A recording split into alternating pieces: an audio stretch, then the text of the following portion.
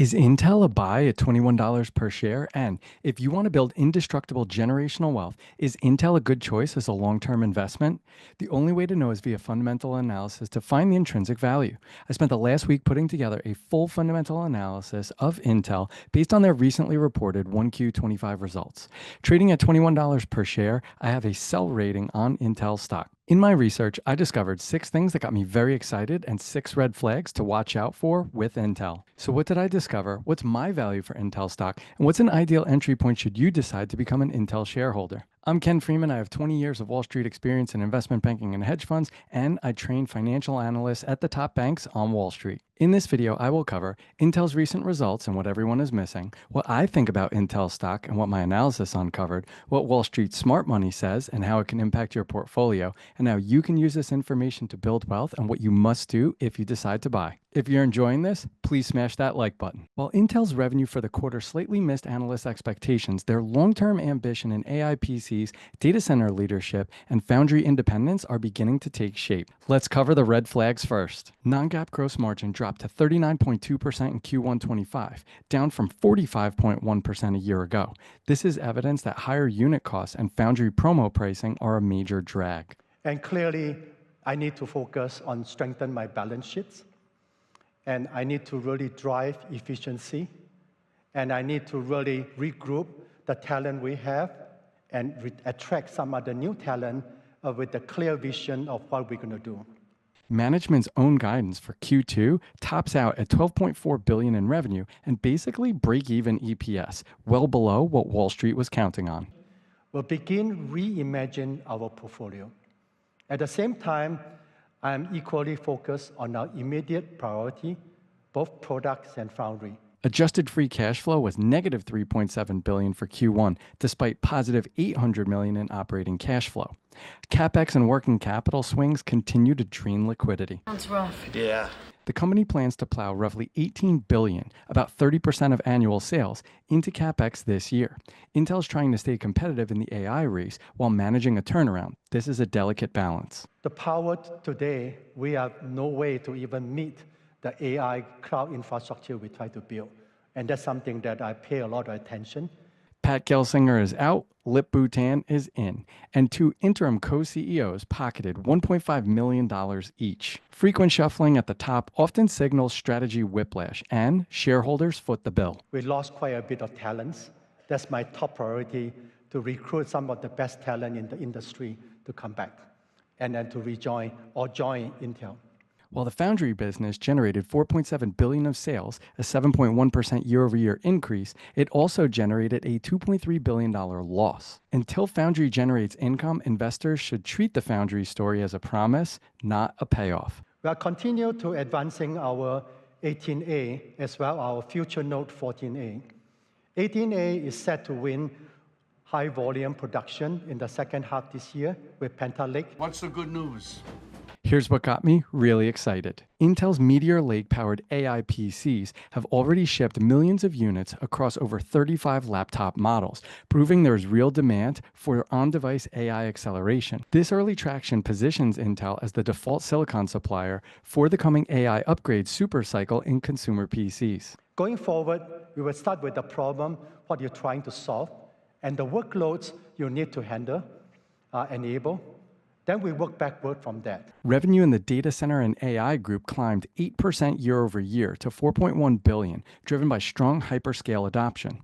That growth signals Intel can still win share in the most profitable part of the server market. We will use AI-driven system design to accelerate the development of new compute architecture platform. External customer foundry sales rose 7% year over year to $4.7 billion. Intel also highlights new multi-year wafer agreements with Microsoft and Qualcomm. Very important for me, you need 2 or 3 very important customers. They're going to help us to drive the performance and yield. And I know these few customers very well.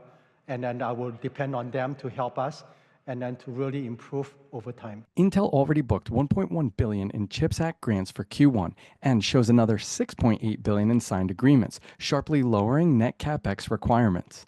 Government money de-risks the Ohio, Arizona, and Germany megafabs, protecting shareholders from cost overruns. I have been very pleased to see Trump administration focus on strengthening the American technology and manufacturing leadership. Intel pumped approximately $4.1 billion into R&D in the quarter, about 20% of sales, outspending most peers in absolute dollars. I took a contrarian long-term view that even my investor asking me, are you crazy?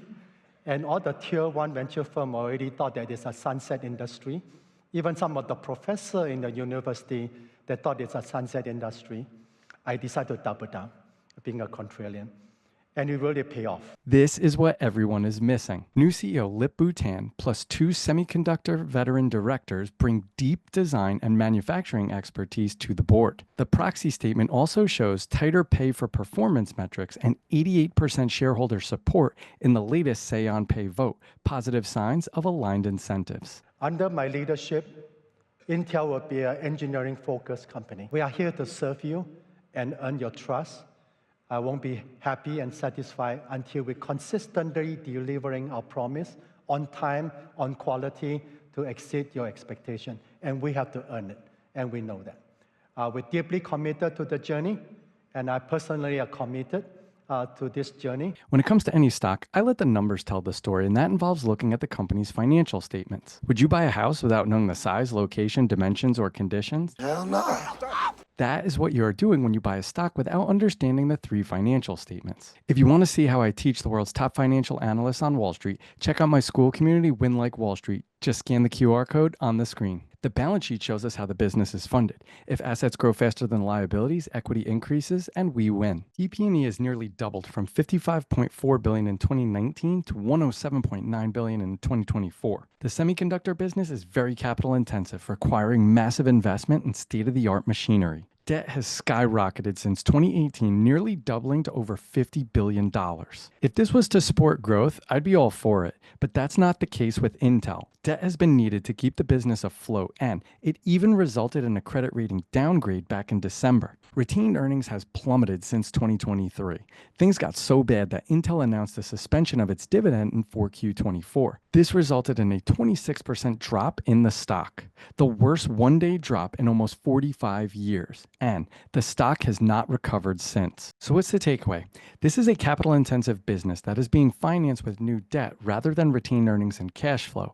Increasing leverage and a credit downgrade are both concerning and something to keep an eye on. The income statement shows us if the company is generating profits. We want to see revenues grow faster than expenses, which will grow profits. The way we determine how effective a company is at generating profit is via margin. Revenue minus expenses equals income. Income over revenues equals margin. If a company has higher revenues and lower expenses, it will have higher margin. If revenues grow faster than expenses, margins will get bigger or expand, which is what we want to see. Over the last 5 years, revenues have declined 27%, going from $72 billion to $53 billion.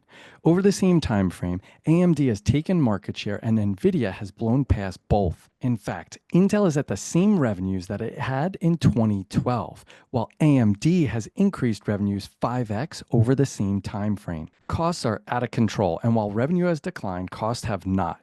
This leads to margin compression, which is very bad. Over the last 5 years, gross margin has been nearly cut in half, going from almost 60% to just above 30%.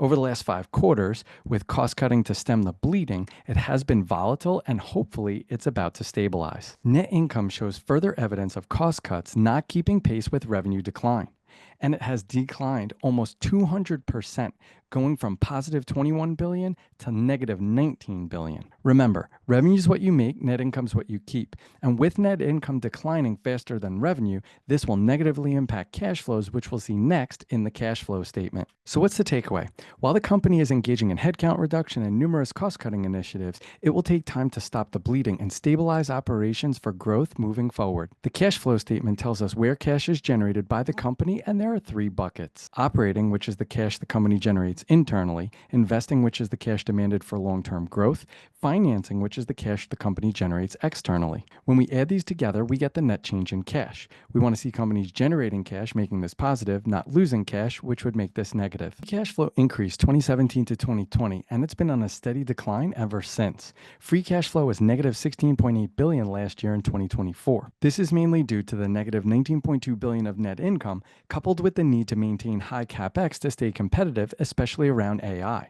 Remember, free cash flow is what drives valuation, so this is a major red flag. Since 2019, the company has been a net issuer of debt, meaning they issue more debt than they pay down. In that time frame, Intel issued $39.5 billion of new debt, while only repaying $17.3 billion of debt. This has led to cumulative new debt of $22.2 billion, which contributed to the credit downgrade mentioned earlier. Debt to finance growth is expected, but not to fund operations. Intel had no share repurchases the last 3 years, but they did repurchase 904 million shares for $44.6 billion from 2017 to 2021 at an average price of $49.28.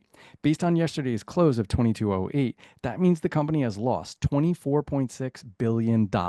Here's the math. Take $49.28 minus $22.08 times 904.4. That's $24.6 billion of shareholder value destroyed. To make matters worse for shareholders, not only was the dividend suspended, but because of the CHIPS Act, Intel cannot pay a dividend for the next 2 years and only a reduced dividend for 3 years thereafter. Pro tip: returning capital to shareholders is a good thing if you don't need to use debt or cut your dividend in the process. This example with Intel is a cautionary tale and a corporate finance nightmare for investors because the $24.6 billion loss could have sustained the dividend for 4 to 5 years more while management gets the company back on track. So what's the takeaway? Intel's troubles did not happen overnight, and any analyst worth their salt could have seen the decreasing net income combined with increasing capex, an unsustainable dividend, and poor decision making on the share buybacks years in advance. So what do I think about Intel and what should you do? I'll get into that, but first let's go through my valuation. On Wall Street, we build a discounted cash flow model to measure the intrinsic value of companies. Because companies generate cash flow and we projected the 3 financial statements, we could take these future cash flows, discount them back to today to get a current intrinsic value of the company. We cannot do this type of valuation with crypto, baseball cards, or art because they have no cash flow. If you want to learn how to build financial models like we do on Wall Street, scan the QR code on the screen to join my school community, Win Like Wall Street. Also, you could check out the step-by-step video I did on building a DCF model, which includes an Excel file. The link to that video appears above and is in the description. As you can see on the left, we take specific line items that we projected from the 3 financial statements. We use these line items to calculate free cash flow to the firm, or FCFF. To this, we add a terminal value, which is the value from the end of the model out to infinity, because the company does not stop operating when our model ends in 5 years. We discount these cash flows back to today to get to total enterprise value. To get to equity value, we strip out the debt, we add the cash, we strip out non-controlling interest, we add associate investments. That gives us an intrinsic equity value of about $80.1 billion. Divided by the current shares outstanding, we get an implied share price of $18.37 compared to the recent close of $22.08. That's a 16.8% premium, which is a sell rating. On Wall Street, if a stock is trading at greater than 20% discount, it's considered a buy because it provides a margin of safety. I'll give you my thoughts on how to play Intel stock later in the video. So what does Wall Street have to say about Intel stock? Let's cover that next. I'm excited. The consensus among analysts is neutral, and Wall Street needs to see clear execution wins for that to change. 29 out of the 35 analysts that cover Intel, or 83%, have revised their earnings downwards for the upcoming period. Wedbush has a neutral rating with a target of $19. They see little near-term catalyst absent data center market share gains or foundry ramp execution. Citigroup also has a neutral rating with a target of $21, saying that 1Q results were decent, but guidance was below consensus on tariff-related headwinds and market share loss. They're trimming estimates while awaiting clearer demand trends. Deutsche Bank resumed coverage of Intel with a hold rating and a price target of $23. They cited cautious optimism about new CEO Lip-Bu Tan's strategy, but warned that execution and macro headwinds will be challenging. Deutsche sees limited near-term upside. CapIQ gives me a sense of how other analysts on Wall Street view the company. 35 analysts cover Intel on Wall Street. The target price ranges from a low of 14, which is a 37% decrease, to a high of $28.30, which is a 28% increase. The median is $21, which is a 5% decrease. The overall rating on a scale of 1 to 5 is 3.04, which is a hold rating. You should seek the advice of an investment professional always. I do not know your individual financial situation. This content is meant to educate and is not investment advice. That being said, I personally do not have a position in Intel, and while the company is an American icon, they have a lot of wood to chop before they get back on track. That's sad. Stick around because I will reveal the reasons to be positive on Intel and key things investors need to watch out for. The good news is that Intel is more likely to surprise on the upside because expectations are very low.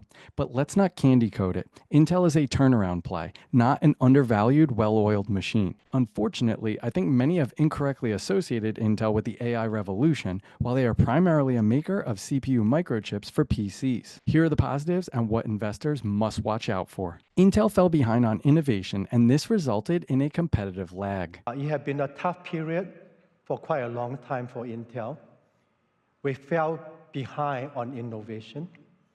As a result, we have been too slow to adapt and to meet your needs. You deserve better, and we need to improve, and we will. Turning a 130,000 employee company into a startup mindset will face deep inertia. And I like to really practice the startup day one culture. And going to work as a day one startup and a big startup. It starts with the culture. We have to foster inside the company the culture change. Intel needs to maintain focus amidst numerous exciting opportunities such as quantum computing and humanoid robots. This will accelerate us to move forward. And some of the infrastructure, as I mentioned earlier, move into the photonics area. And also, I have invested in 3 quantum computing companies. Intel ended Q1 with $21 billion of cash and short-term investments, which is more than enough liquidity to fuel the turnaround. New CEO Lip-Bu Tan executed a turnaround at Cadence, resulting in a shareholder return of 3,200%. My experience in VC prepared me well for 12 years as a CEO of Cadence Design when they asked me to step in as a CEO to turn around the company. And first of all, what I did is I changed the culture of one team, change the culture of innovation, and delight our customer, a deeply partnership with the customer to find a solution. In addition to growing our core EDA business, I also decided IP is very important. Through multiple acquisitions, I basically put the cash we have. I bought Denali, some of you may be familiar, and I bought Tensilica, and I bought New Semi for high-speed SerDes, and that's critical. He has a relentless customer focus, spending time with customers, collecting brutally honest feedback. All of these are tremendous positives for current and future investors. I actually think he's onto something. Intel hit a 52-week high of 3716 back in July of 2024, and it's down over 40% since then. My model shows a value of 1837, which is a 16.8% premium at current levels. So Intel is a sell at current levels, but a few positive quarters and Intel could be right back on track. If you are interested in buying Intel, I would be looking to buy in the 15 to 1550 range to provide a margin of safety while we patiently await the turnaround. Intel is an American icon, but it's like trying to turn a cruise ship. It won't turn on a dime. It will take another 2 to 3 years for the current changes to bear fruit. 2025 will be a pivotal year for the company, and until measurable progress is achieved, I would avoid but keep a watchful eye. If you like this and want to see another in-depth stock valuation, check out my Super Micro video here or my SoFi video here. And if you found this valuable, please share this with someone who you think would enjoy this. As always, be relentless.